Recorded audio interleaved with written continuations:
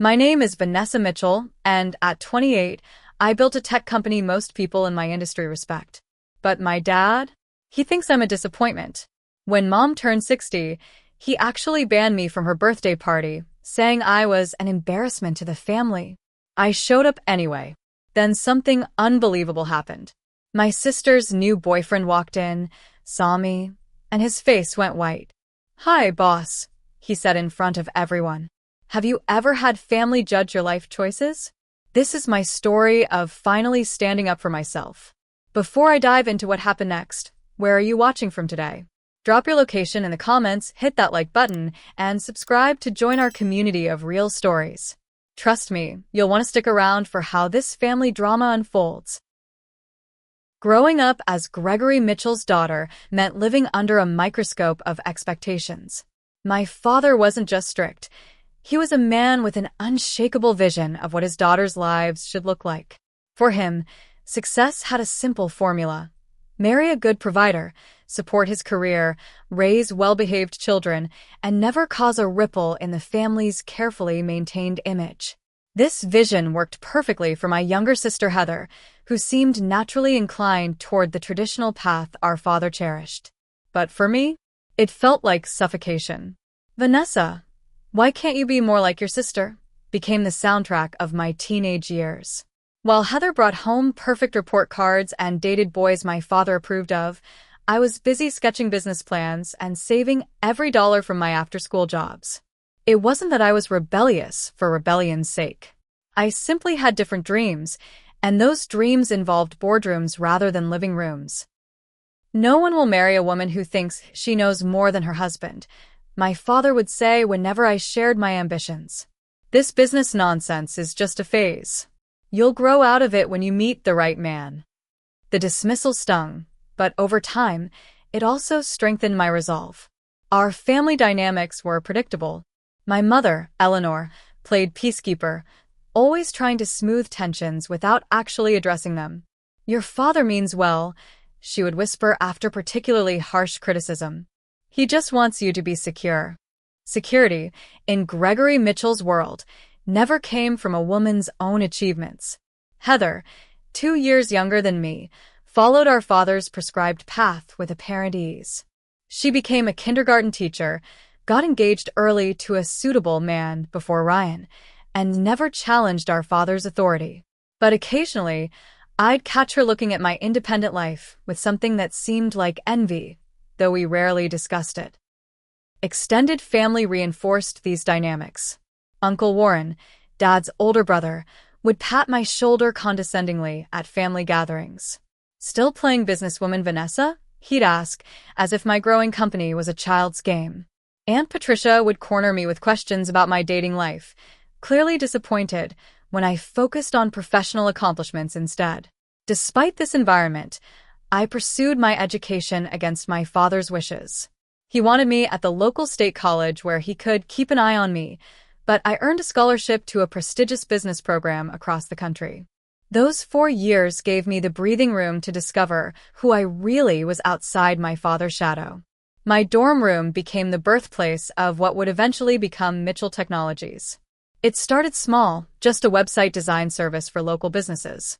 I reinvested every penny of profit, worked through weekends and holidays, and slowly built a client base.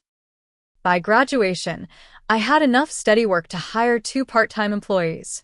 The next 5 years were a blur of 18-hour days, failed prototypes, small victories, and eventual breakthroughs. We pivoted from web design to specialized software solutions for healthcare providers, filling a niche that larger companies had overlooked. 3 years after graduation, I secured our first major funding round. 2 years after that, Mitchell Technologies had 57 employees and a downtown office space that still sometimes felt surreal when I walked through the doors. Through it all, I never shared the full extent of my success with my family. They knew I had a job in computers, as my father dismissively described it. They didn't know I had built a company valued at 8 figures, or that I led a team of brilliant people who respected my vision. Sharing these details felt pointless. My father had made it clear that no professional accomplishment would ever measure up to the simple achievement of becoming Mrs. Somebody. The rift between us grew wider with each passing year. Every holiday visit became an exercise in restraint, biting my tongue as my father made comments about my career phase and how I was getting too old to find a good husband. I tried reconciliation in small ways, sending thoughtful gifts, calling my mother regularly, even arranging a tour of my office for them when they were supposedly visiting the city for a weekend.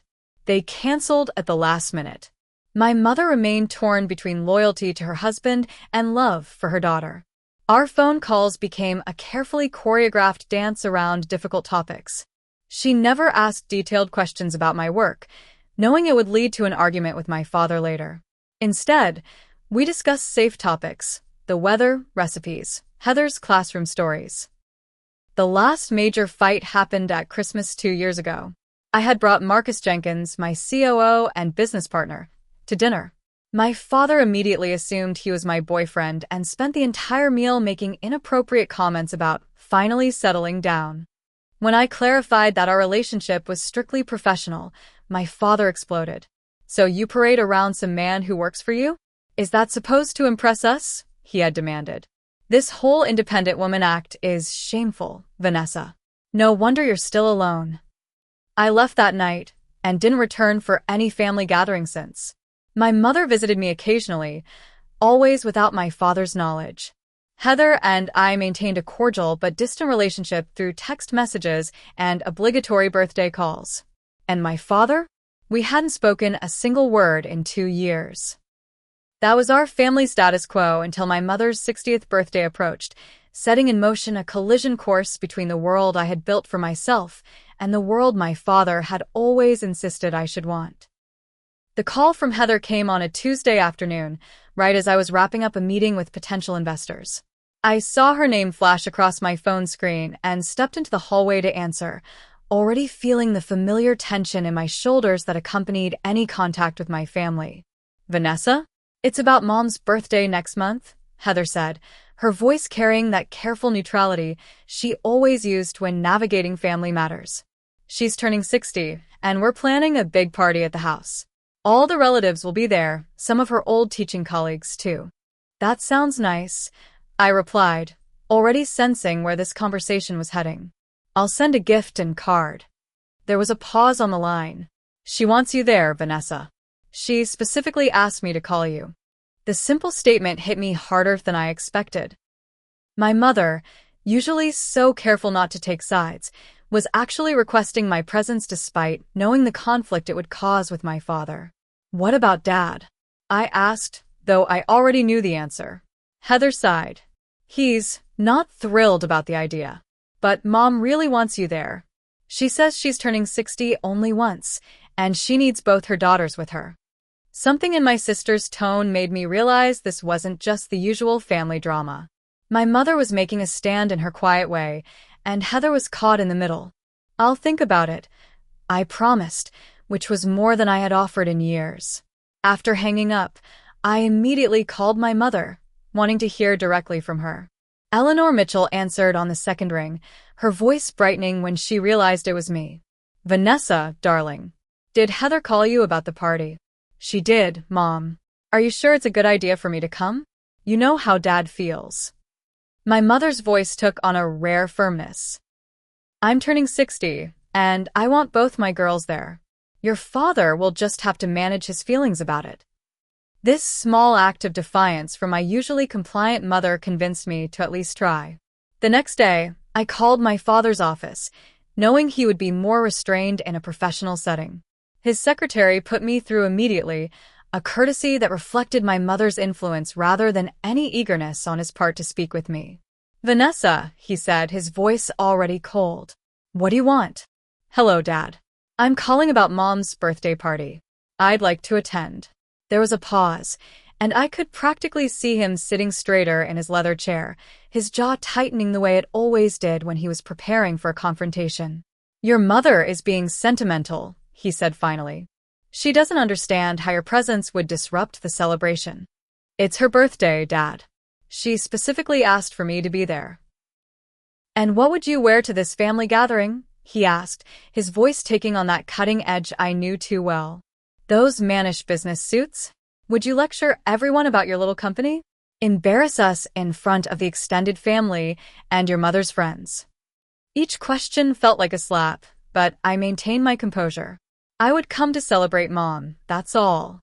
You've made your choices, Vanessa, he continued as if I hadn't spoken. You chose to reject everything we taught you, everything that makes a woman truly fulfilled. You're an embarrassment to this family, and I won't have you parading that fact at your mother's milestone celebration. Don't come home. The line went dead before I could respond. I sat at my desk, phone still in hand, feeling 16 again, the perpetual disappointment, the girl who could never measure up. Despite my success, my financial security, my respected position in my industry, one conversation with Gregory Mitchell could reduce me to that insecure teenager. I called my best friend Melissa Warren that evening, pouring out the whole story over takeout in my apartment. He actually said, "Don't come home?" Those exact words. Melissa asked, her lawyer's precision honing in on the most painful detail. Those exact words, I confirmed, stabbing in my pad thai. After 2 years of silence, that's what he has to say to me. Melissa set down her fork and gave me a long, evaluating look. So, what are you going to do? What can I do? He's made it clear I'm not welcome. Since when do you need Gregory Mitchell's permission to do anything? Melissa challenged. This isn't about him. It's about your mom. She wants you there, and it's her birthday.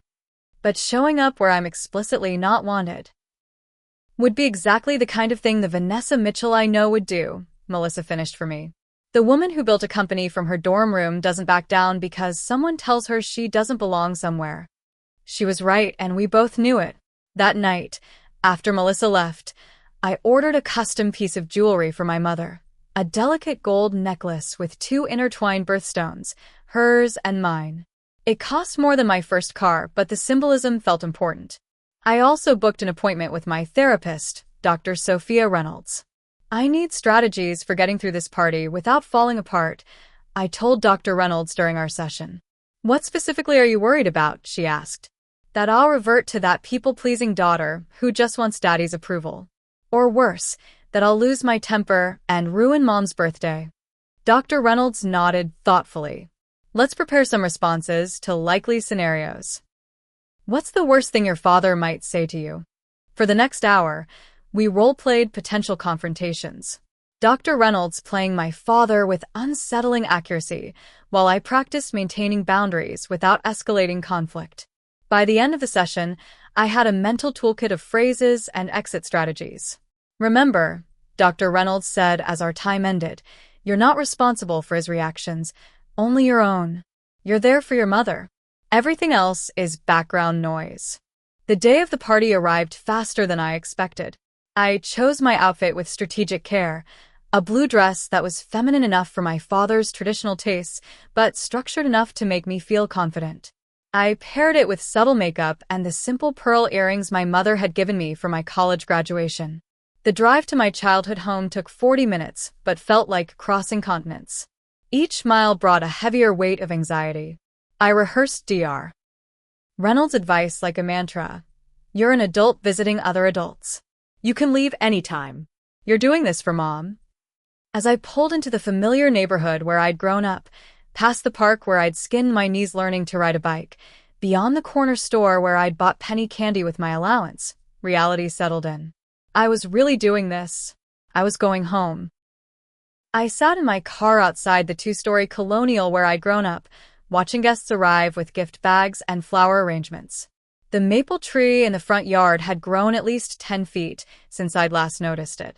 Mom had planted new rose bushes along the walkway. Life had continued here without me, just as my life had continued without them. Taking a deep breath, I grabbed my mother's gift from the passenger seat and made my way to the front door. I hesitated only briefly before ringing the doorbell, feeling like a visitor at what had once been my home. My mother opened the door, and her face transformed from polite hostess to tearful joy in an instant. Vanessa, you came. She pulled me into a tight embrace that smelled of her familiar perfume and home-baked cookies. Happy birthday, Mom, I said, returning her hug and trying to ignore the curious stares from relatives visible in the living room beyond. My father appeared behind her, his expression darkening when he saw me.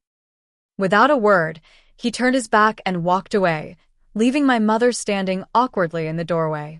"Don't mind him," she whispered, though her eyes betrayed her distress. "Come in. Everyone's excited to see you." That was a generous interpretation of the reception that awaited me. Aunt Patricia offered a stiff hug, immediately following it with, "Still no special man in your life?" Uncle Warren gave me a patronizing pat on the shoulder and asked if my internet business was still keeping me busy. Cousins I hadn't seen in years seemed unsure whether to mention my absence from family gatherings or pretend nothing had changed. My mother hovered nearby, clearly torn between her hostess duties and her desire to shield me from uncomfortable interactions. I assured her I was fine and encouraged her to enjoy her party, while I found myself a drink. In the kitchen, I encountered my cousin Tiffany, who had married young and now had 3 children under 6. "Vanessa. It's been forever," she exclaimed with what seemed like genuine warmth. "Mom says you run your own company now. That must be so interesting." "It is," I confirmed, pouring myself a much-needed glass of wine. "How are your kids?"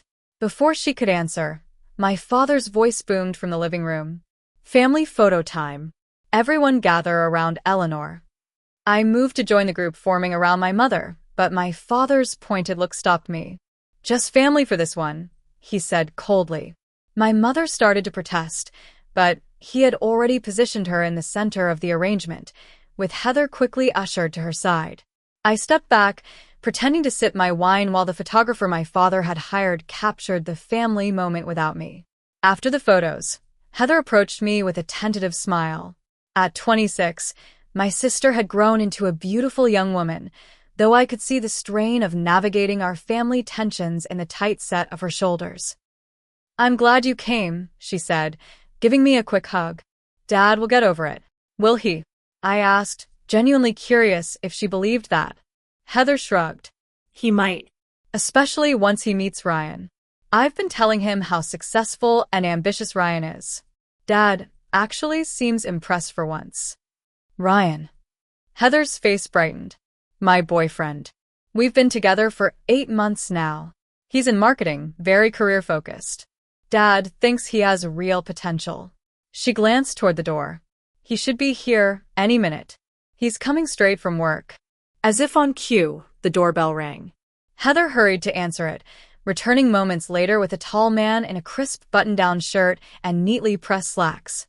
I felt a jolt of recognition but couldn't immediately place him. "Everyone," Heather announced proudly, "this is Ryan Anderson, my boyfriend." Ryan scanned the room with a confident smile that suddenly froze when his eyes landed on me. The color drained from his face as recognition dawned simultaneously for both of us. "Ms. Mitchell," he stammered. "You two know each other?" Heather asked, looking between us in confusion. Ryan swallowed visibly, his professional composure completely abandoned. Yes.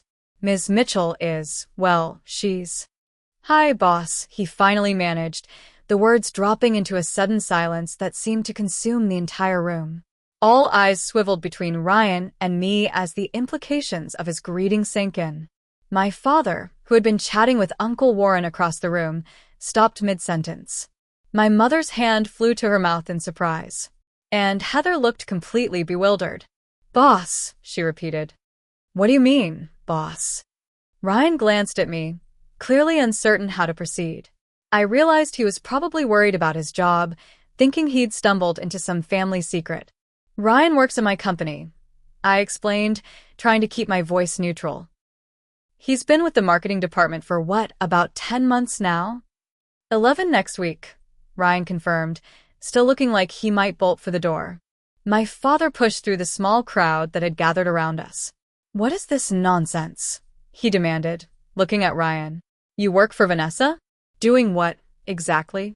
Ryan straightened his shoulders, professionalism reasserting itself. "I'm a senior marketing specialist at Mitchell Technologies, sir. Ms. Mitchell is the founder and CEO." The words hung in the air, landing with the impact of a revelation rather than a simple fact. My family had always known I had a business, but Hearing my actual title spoken aloud in this setting seemed to transform it from an abstract concept to concrete reality. CEO, my mother repeated, looking at me with wide eyes. Vanessa, you never said. It never seemed relevant to mention, I replied, which wasn't entirely true.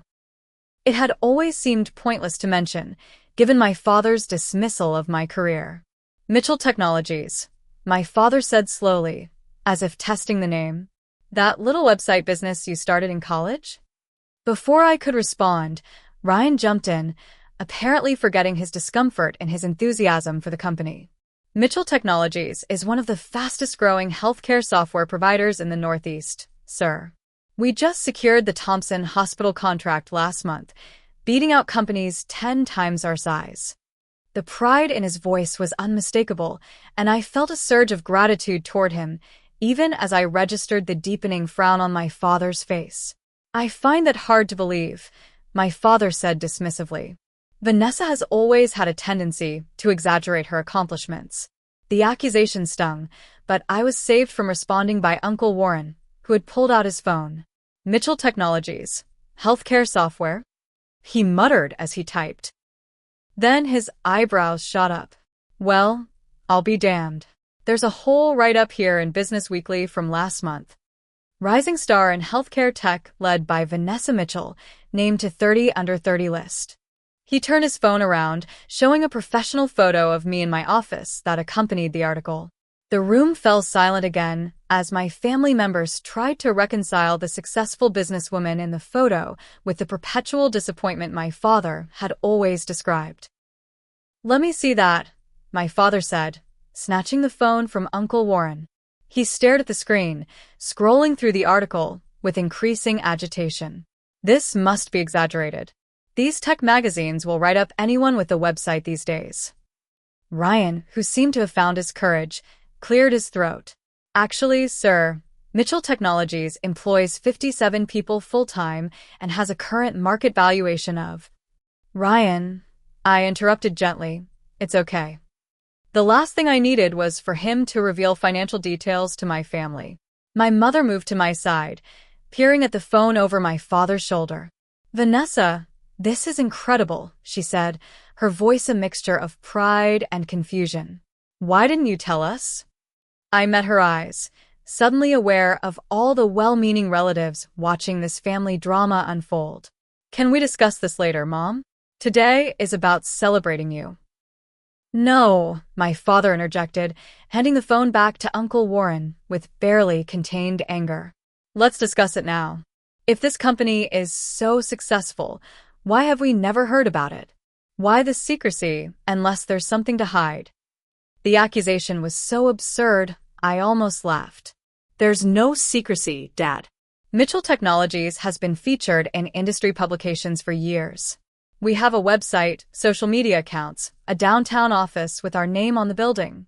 I just didn't discuss it with you because you made it very clear you weren't interested. Not interested? In my own daughter's activities. In my career, I corrected. You've spent years telling me that my business ambitions were foolish, that I was wasting my time, that no achievement would ever matter as much as getting married and having children. My father's face reddened. I was trying to protect you from disappointment. The business world is no place for women. I finished for him. Because that's not what Ryan's presence at my company would suggest. Or the fact that 40% of our employees are women, including our head of engineering. The tension in the room was palpable. Aunt Patricia muttered something about modern girls to Uncle Warren, while my mother looked increasingly distressed that her birthday celebration had devolved into confrontation. Let's all calm down, Heather suggested, stepping between us. This is supposed to be a happy occasion. I am calm, I assured her, though my racing heart suggested otherwise. And you're right. This is Mom's day. I turned to my mother with a smile. I brought you something special. Should we do gifts now? My mother nodded gratefully, clearly relieved by the change of subject.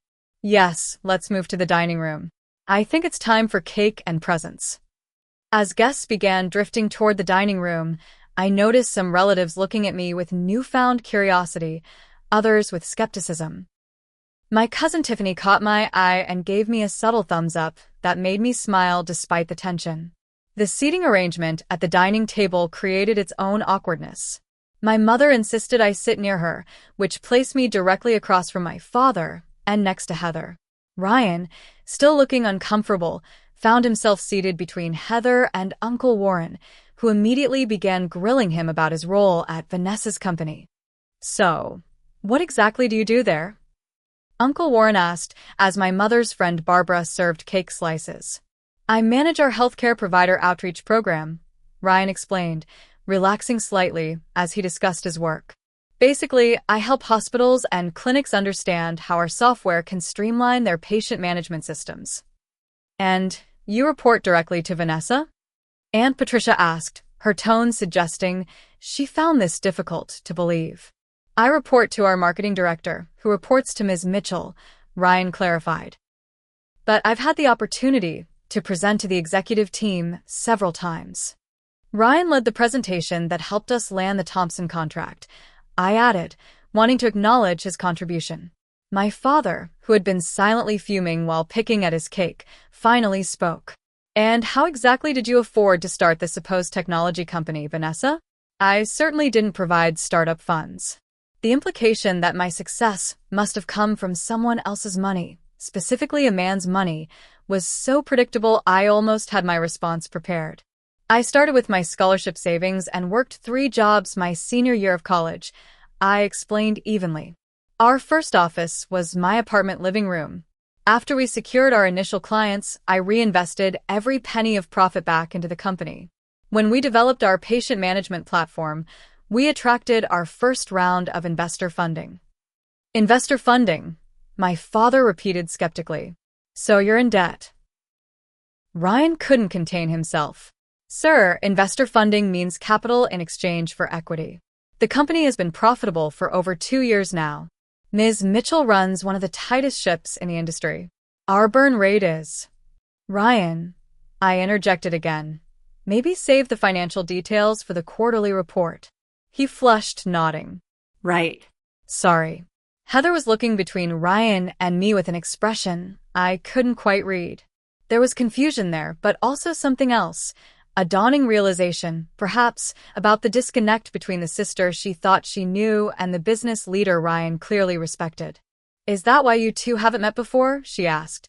"Because Ryan never mentioned working for my sister." Ryan shifted uncomfortably. "I didn't know Ms. Mitchell was your sister until today. You always talked about Vanessa, not Vanessa Mitchell. And at work, everyone calls her Ms. Mitchell or just the boss. But surely you've seen her around the office?" Heather pressed. "Our company has grown quite a bit," I explained. "The marketing department is on a different floor from the executive offices. And I've been traveling a lot for the Thompson implementation." My mother, clearly trying to steer the conversation to safer ground, raised her glass. "Well, I think it's wonderful that you've built something successful, Vanessa." To my daughters, both accomplished in their own ways. It was a kind attempt, but my father wasn't finished. He raised his own glass in a countertoast, his eyes fixed coldly on mine. "To traditional values and knowing what truly matters in life. Some of us understand that a woman's greatest accomplishment isn't in a boardroom, but in creating a family that will outlast any business venture." The pointed barbs silenced the table. I gripped my glass tightly, feeling all the prepared responses I'd practiced with Dr. Reynolds evaporating under the heat of my anger. To my surprise, it was my mother who broke the tension. "Gregory, that's enough," she said quietly but firmly. "Not today." My father looked startled by her intervention, but subsided into stony silence. The rest of the dinner proceeded with strained small talk, relatives working hard to avoid any topic that might reignite the confrontation. I caught Ryan and Heather whispering several times, their heads bent close together. From Heather's gestures and Ryan's apologetic expression, I gathered she was questioning him about his job and why he'd never mentioned working for her sister. I hoped this unexpected connection wouldn't cause problems for their relationship, or for Ryan's position at the company. As dessert plates were being cleared, my mother stood up. "Time for presents," she announced with forced cheerfulness. everyone to the living room. As guests migrated from the dining room, Ryan managed to catch me alone in the hallway. MS. Mitchell, I want to apologize for any awkwardness, he said earnestly. I had no idea Heather was your sister. The Mitchell name is common enough that I never made the connection. There's nothing to apologize for, Ryan, I assured him. You didn't do anything wrong. And please, in this setting, call me Vanessa. He nodded, still looking concerned. Is this going to be a problem? Me dating your sister while working at Mitchell Tech? Not from my perspective, I said honestly. Our HR policy doesn't prohibit employees from dating relatives of executives. Just continue to be professional at work, which has never been an issue with you. Relief washed over his face. Thank you. And for what it's worth, I think what you've built is incredible. The team really respects you. His sincere words meant more than he probably realized. I appreciate that, Ryan. Now, let's get back to the party before they send a search party. The gift opening portion of the party started pleasantly enough. My mother sat in her favorite armchair, surrounded by presents, looking genuinely happy despite the earlier tension. She opened each gift with sincere appreciation, from Aunt Patricia's hand-knitted sweater to Uncle Warren's bottle of expensive perfume. When she reached for the small box containing my gift, I felt my father's eyes on me, evaluating, judging before he'd even seen what I'd chosen. Oh, Vanessa, my mother gasped as she opened the jewelry box. She carefully lifted the gold necklace, watching the 2 birthstones catch the light. It's beautiful. The stones represent us, I explained.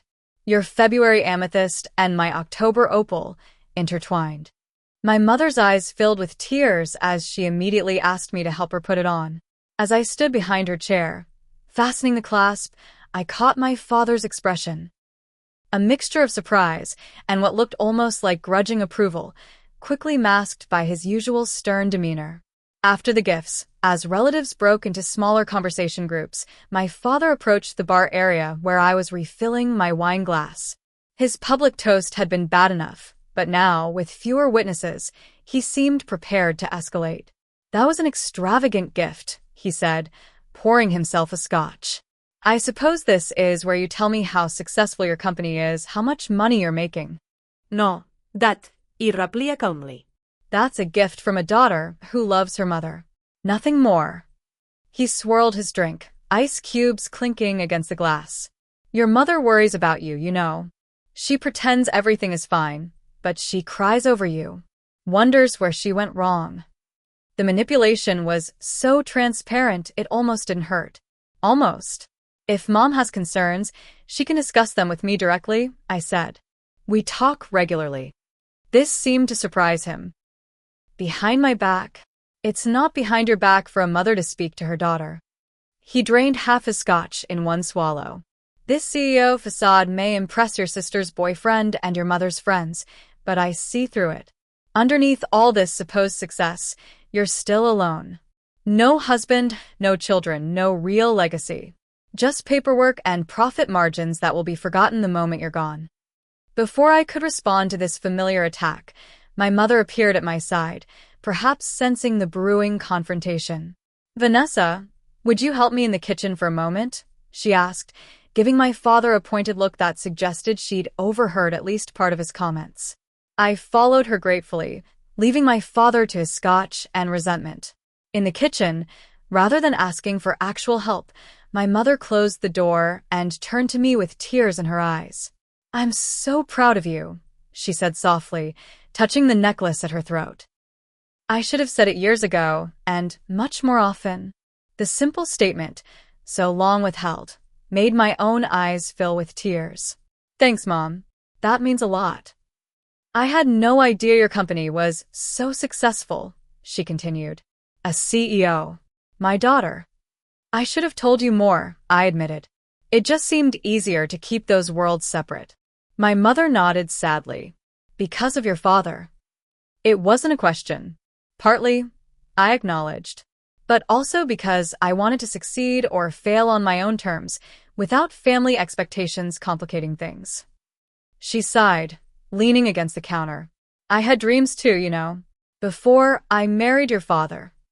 This was new information. My mother had always seemed content with her role as wife and mother, never suggesting she might have wanted something different. What dreams? I asked gently. I wanted to be a writer, she confessed, smiling at some private memory. I had a scholarship to study journalism. I deferred it when I met your father, thinking I'd go back after we were settled. She shrugged. Life took a different turn. Do you regret it? The question felt important, though I wasn't sure why. Not exactly. I have you and Heather, but sometimes I wonder about the roads not taken. She reached out to squeeze my hand. That's why I'm so proud of you for forging your own path, even when it was difficult. Dad doesn't see it that way. My mother's expression turned serious. Your father comes from a different generation, with different ideas about women's roles. But more than that, I think he's afraid. Afraid? Of what? Of being irrelevant. Of a world changing too fast for him to understand. She adjusted her new necklace thoughtfully. Your success challenges everything he believes about how the world should work. That's frightening for him. It was a perspective I hadn't considered, seeing my father as fearful rather than simply controlling. Before I could process this new insight, Heather burst into the kitchen, her face flushed. There you are, she said, her voice tight with emotion. Can we talk? Privately? Our mother tactfully excused herself, leaving Heather and me alone in the kitchen. My sister paced the tile floor, clearly agitated. Were you ever going to tell me? She demanded. Tell you what? That you're some big-shot CEO? That Ryan works for you? That all those times Dad was putting down your little business, you were actually running a successful company? I leaned against the counter, suddenly tired. Honestly, Heather? I don't know. It never seemed relevant to our relationship. Not relevant, she repeated incredulously. You're my sister. Of course it's relevant.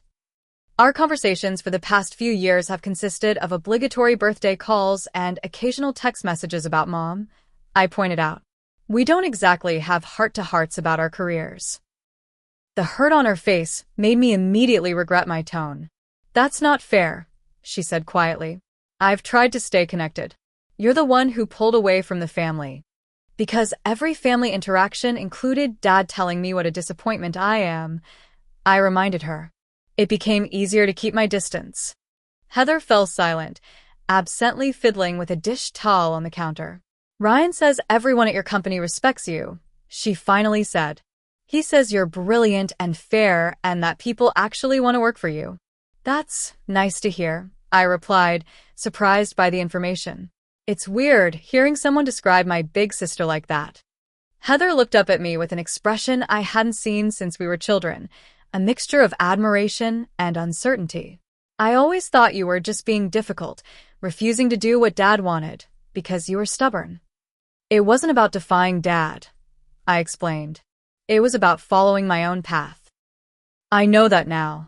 She twisted the dish towel into a knot. Sometimes I envy you for that, for having the courage to go against his expectations. This confession stunned me. Heather had always seemed perfectly content with the traditional path she'd chosen, the one our father approved of so heartily. You've never said anything like that before. She shrugged. Would it have mattered? You were already gone, building your separate life. The realization of how much distance had grown between us hit me with unexpected force. My sister and I had once been close, sharing secrets and dreams.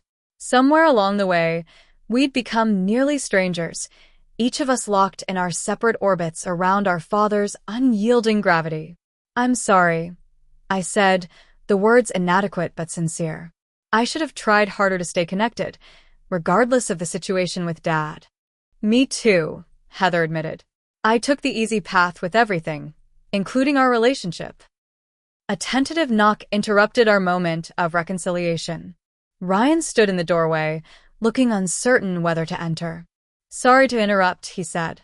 Your mom sent me to check if everything's okay. Heather gave him a small smile. We're fine. Just sister stuff. Ryan nodded, hesitating before addressing me. Ms. Mitchell, Vanessa, I wanted to say that working at your company has actually taught me a lot about standing up for what you believe in. The way you went against the bigger corporations in the Thompson bid, not compromising on the patient privacy features even when they said it would cost us the contract. He glanced at Heather. It's the kind of leadership I hope to develop myself someday. His words, clearly meant to bridge the awkward situation, carried a weight he probably didn't intend. They painted a picture of me that my family had never seen, not the defiant daughter, but a principled leader with values worth defending. Thank you, Ryan, I said simply. That means a lot. He smiled, visibly relieved that the conversation wasn't more awkward. My own family had strong opinions about my career choices too, he confided. My father wanted me to take over the family construction business, but I knew it wasn't for me. It took years for him to accept my decision to go into marketing. And did he? Accept it? I asked, curious about his experience. Eventually, when he saw I could be successful on my own terms. Ryan glanced toward the living room. We should probably get back to the party. Your dad is starting to ask where everyone went. As we moved to rejoin the gathering, Heather touched my arm. We'll talk more later? Really talk, I mean. I nodded, feeling a small bloom of hope that at least one fractured family relationship might be on the path to healing. We returned to the living room to find my father standing in the center, glass in hand, clearly preparing for another speech. My mother sat nearby, her smile strained as she watched him with apprehension. Now that everyone has enjoyed the celebration, my father began, his voice carrying that authoritative tone he'd perfected over decades, I'd like to propose something special for Eleanor's birthday. The room quieted as relatives turned their attention to him. I took a position near the doorway, ready for quick exit if needed. Family has always been the cornerstone of our lives, he continued, his gaze sweeping the room before landing pointedly on me. Some of us understand the value of tradition and family commitment better than others. But today is about reconciliation and honesty. My stomach tightened at his words. This wasn't going to be a simple toast. I think it would be meaningful for Eleanor if we could clear the air, he said, his expression hardening. Vanessa, since you've chosen to attend despite my wishes, perhaps you'd like to take this opportunity to acknowledge the selfish choices you've made. To admit that pursuing this business at the expense of family relationships was misguided.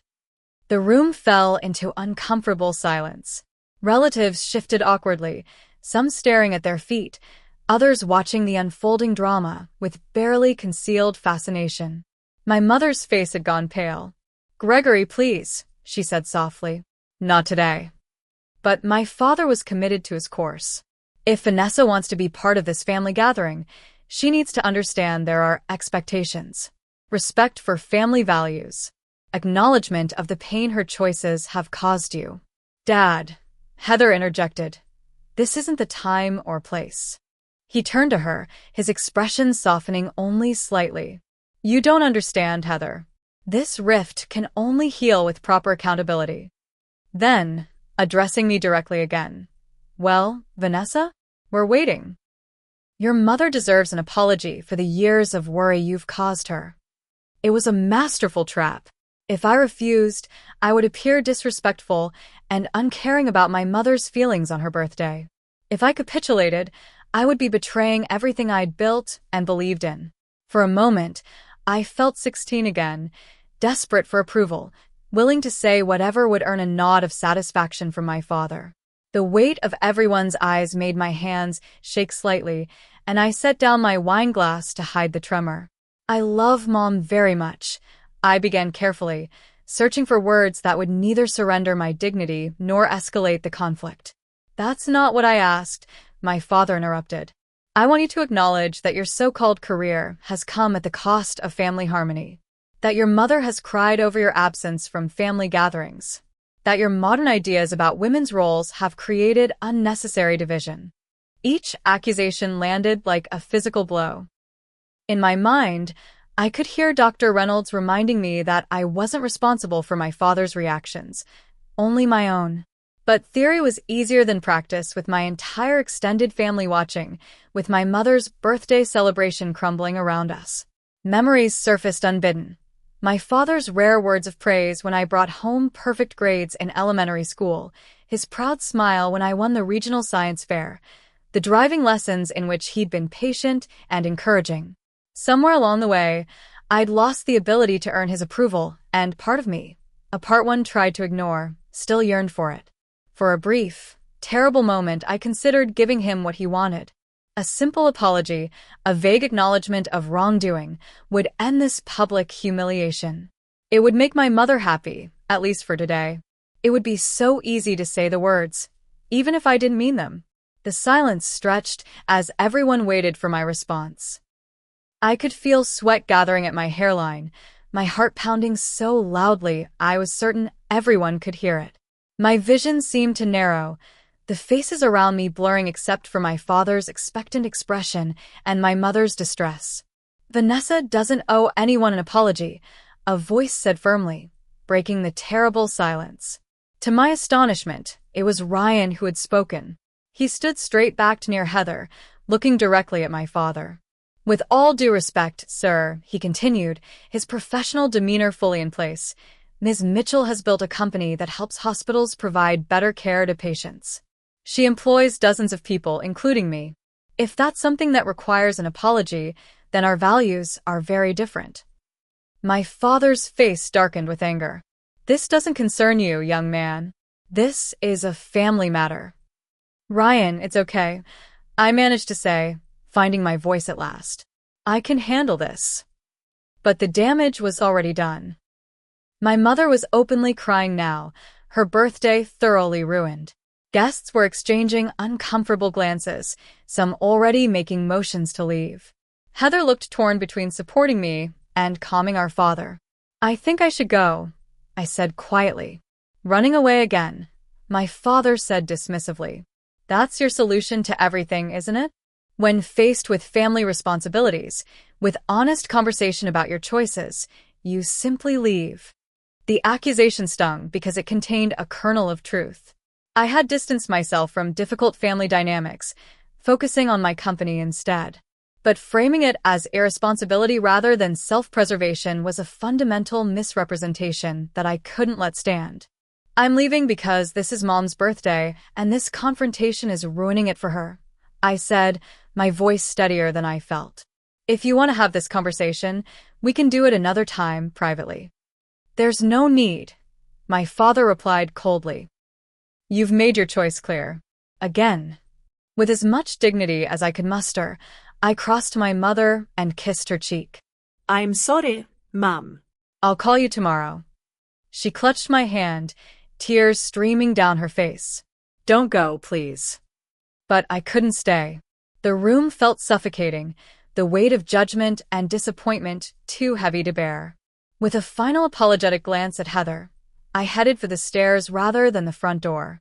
I needed a moment alone before driving, and my childhood bedroom seemed the only available refuge. The room had been preserved almost exactly as I'd left it for college 10 years ago. Academic trophies lined the bookshelf, faded posters still adorned the walls, and my old stuffed bear sat propped against the pillows. I sank onto the bed, allowing myself a moment of pure grief for the family relationship I'd probably never have. I was gathering my composure to leave when I heard a soft knock at the door. Expecting my mother or perhaps Heather, I was surprised when the door opened to reveal Ryan. "Sorry to intrude," he said, hovering uncertainly in the doorway. "Heather asked me to check on you, but I can go if you'd prefer to be alone." "It's fine," I said, embarrassed that an employee was witnessing this family meltdown but too tired to maintain professional boundaries. "I'm just taking a minute before I drive home." Ryan nodded, stepping just inside the room but leaving the door open. "For what it's worth, I think you handled that with incredible grace." If my father had spoken to me that way in front of everyone. He shook his head. "Well, let's just say I wouldn't have been as composed." "Years of practice," I said with a wry smile. "Heather's downstairs trying to smooth things over. Your mom is pretty upset." Guilt washed over me. I didn't want to ruin her birthday. "You didn't," Ryan said firmly. "That wasn't your doing." We fell silent for a moment, the awkwardness of our dual relationship, boss and potential future-in-law, hanging between us. "My dad was like yours," Ryan finally said. "Maybe not quite as intense, but He had very specific ideas about what I should do with my life. Following the family tradition, taking over the business, marrying my high school girlfriend. What changed? Asked, genuinely curious. Nothing, at first. I tried to be the son he wanted. Did 2 years at the community college he chose, worked summers at his construction company. Ryan leaned against the dresser, his expression thoughtful. I was miserable, but I kept telling myself it was temporary, that I just needed to adjust my expectations. The parallels to my own early struggles were striking. What finally changed was seeing my older cousin stand up to his father about going to medical school instead of joining the family business. The sky didn't fall. They argued, sure, but eventually they found a way forward. Ryan shrugged. It made me realize I could choose my own path too. And your father accepted it? Not at first. There were a couple of years where we barely spoke. But eventually, he saw that I was happier and doing well in my chosen field. Now we have a decent relationship. Not perfect, but workable.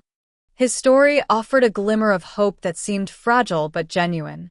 Before I could respond, Heather appeared in the doorway. "Mom's asking for you," she said, her expression troubled. "Dad's gone to his study. I think you should come back downstairs." I hesitated, torn between the desire to escape and the knowledge that leaving now would only deepen the family fracture. "What do you think I should do?" I asked Heather directly. My sister looked surprised by the question, as if I'd never valued her opinion before. Perhaps I hadn't, at least not openly. "I think you should stay," she said after a moment. "Not for Dad, but for Mom. And maybe for yourself too." Standing in my childhood bedroom at a crossroads, I made my decision. I wouldn't run this time. Whatever came next, good or bad, I would face it with the same determination that had built my company.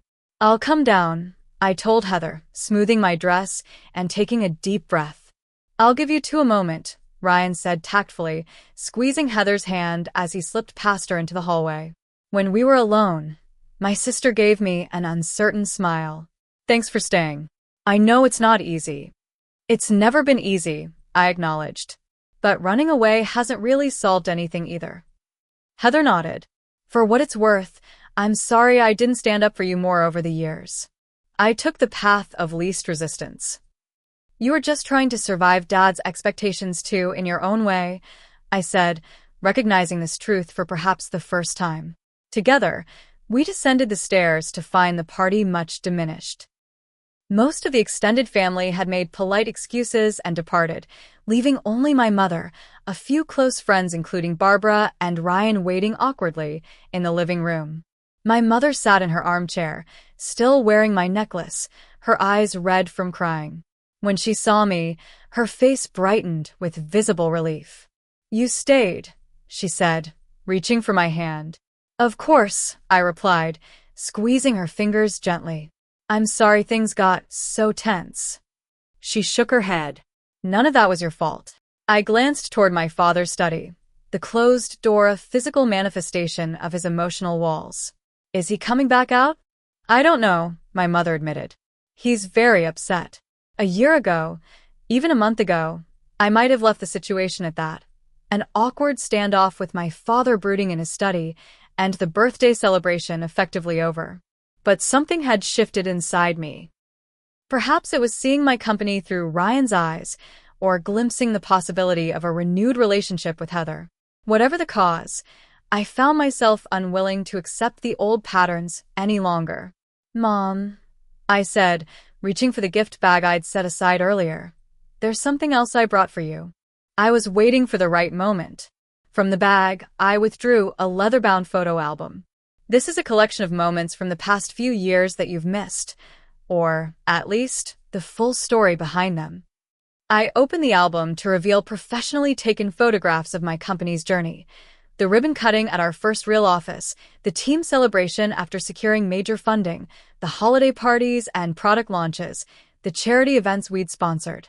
"This is my life, Mom," I explained as she turned the pages with growing wonder. "The life Dad thinks is empty and meaningless.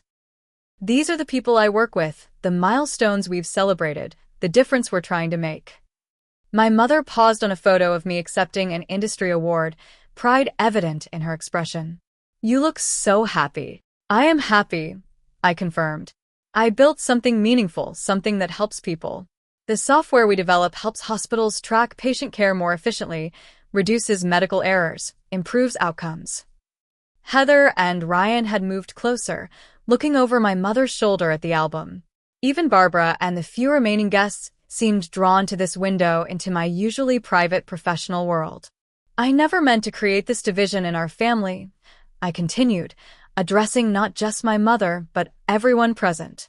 I simply needed to follow my own path, even when that path wasn't one Dad could understand or approve of. I took a deep breath, gathering courage for what came next. I'm going to talk to him. Before anyone could dissuade me, I walked to my father's study and knocked firmly on the door. When no answer came, I knocked again, then simply opened the door. My father sat behind his desk, a glass of scotch in hand, looking older and somehow smaller than I remembered.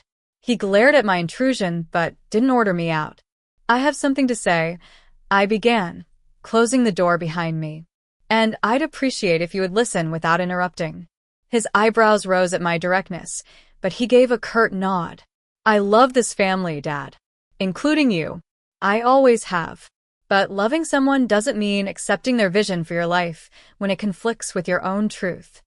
I moved closer to his desk, maintaining eye contact. I'm proud of what I've built. My company helps people. It provides good jobs. It solves real problems in healthcare. My father's expression remained impassive, but he hadn't interrupted, which I took as a positive sign. I didn't build it to defy you or reject family values. I built it because it's my calling, just as your business was yours. I paused, choosing my next words carefully. I would like to have a relationship with you, but it has to be one based on mutual respect. I can respect your traditional values without living by them, just as I hope you can respect my choices without agreeing with them. I waited for the explosion, the dismissal, the lecture about proper roles and family expectations. Instead, my father simply studied me for a long moment. You're very much like my father, he finally said, surprising me completely. Stubborn. Determined. He built his business from nothing too. This comparison to the grandfather I'd barely known was unexpected. I didn't realize you saw any similarities. I've spent years trying not to see them, my father admitted, swirling the scotch in his glass. He was a difficult man. Demanding. Never satisfied with my achievements. The parallel was startling. Is that why you've been so hard on me? My father didn't answer directly. I wanted an easier path for my daughters. A secure, traditional life without the stress and uncertainty I saw my father endure. But that wasn't my path to take, I said gently. No, he acknowledged after a long moment. Apparently not. It wasn't an apology or even a full acceptance, but it was more reflection than I'd ever heard from him regarding our conflict. A small opening, perhaps, in a door long closed. Your mother's waiting, he said, rising from his chair. We should rejoin her birthday celebration, what's left of it.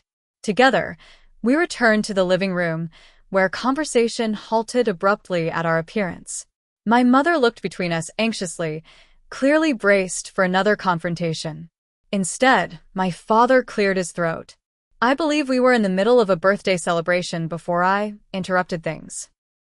Eleanor, Vanessa has shown me some impressive photos of her company.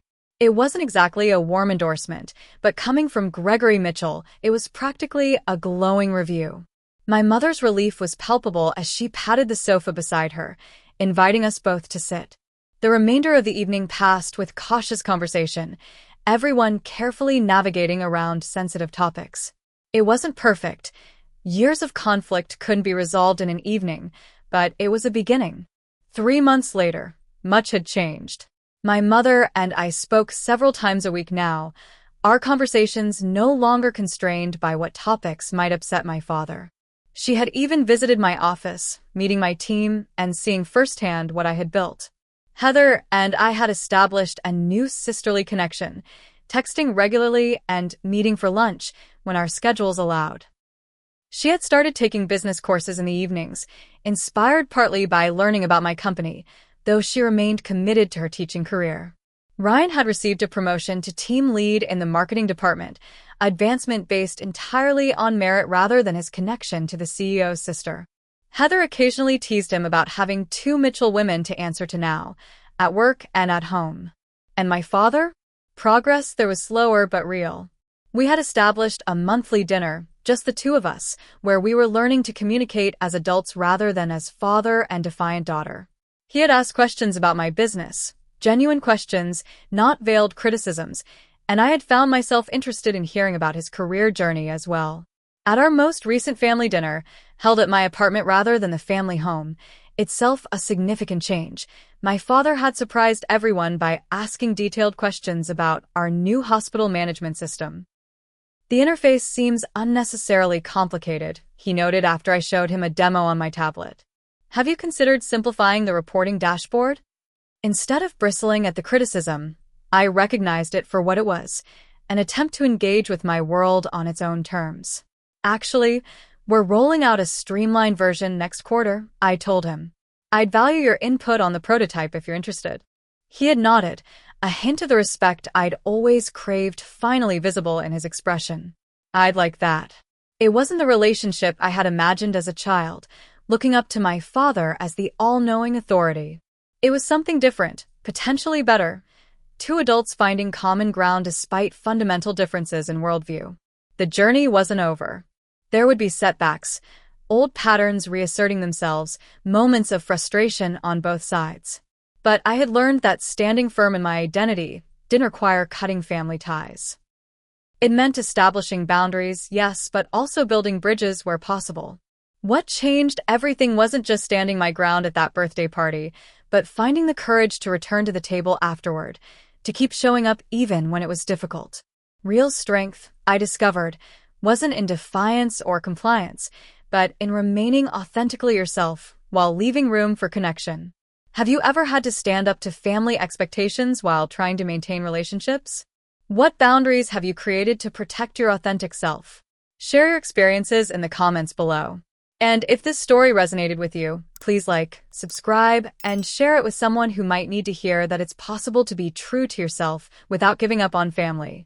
Thank you for listening to my journey, and remember, the hardest conversations are often the ones most worth having.